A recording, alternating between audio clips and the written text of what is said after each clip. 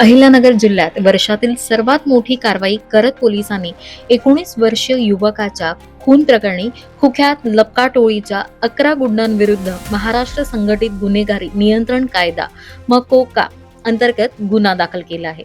या कारवाईमुळे गुन्हेगारी टोळ्यांचे धाबे दणाणले आहेत।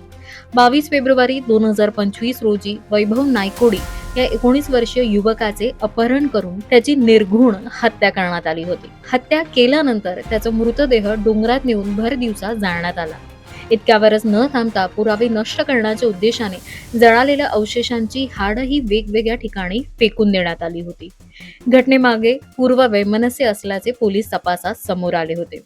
दरम्यान स्थानिक गुन्हे शाखेने केलेल्या कारवाईत टोळीचा प्रमुख अनिकेत विजय सोमवंशी ह्याच्यासह 11 आरोपींना अटक करण्यात आली होती। ह्या सर्व 11 आरोपीवर आता मकोका लावण्यात आला आहे। लपका टोळीच्या ह्या गुंडांवर यापूर्वीही गंभीर स्वरूपाचे गुन्हे दाखल असून त्यांची गुन्हेगारी पार्श्वभूमी पाहता मकोका लावण्यात आल्याचे उपविभागीय पोलीस अधिकारी अमोल भारती यांनी सांगितले आहे। अहिल्यानगर शहर येथील तोफखाना पोलीस स्टेशन येथे 204/2025 हा किडनॅपिंगचा गुन्हा दाखल होता। सदर गुन्ह्यामध्ये ज्यावेळेस आरोपी अटक करण्यात आले त्यात आरोपींनी पीडित जो मुलगा आहे त्याला किडनॅप केलं आणि त्याला घेऊन मारहाण केली आणि त्याची बॉडी जाळून टाकली।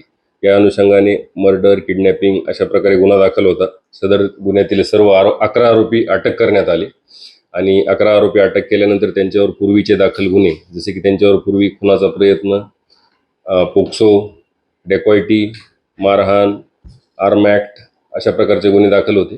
त्या अनुषंगाने माननीय पोलीस अधीक्षक सरांच्या मार्गदर्शनाखाली मोक्का कायद्याचा प्रस्ताव आम्ही माननीय विशेष पोलीस महानिरीक्षक नाशिक परिक्षेत्र सरांना पाठवला होता आणि सरांनी काल परवा दिवशी 19 तारखेला सदर गुन्ह्याला मंजुरी दिलेली आहे आणि दिनांक 20 मे रोजी सदर गुन्ह्याला मोक्का कलम वाढ करण्यात आलेली आहे। माननीय न्यायालयाला कळवण्यात आलेलं आहे आणि मोक्काच्या अनुषंगाने पुढील तपास यामध्ये केला जाणार आहे।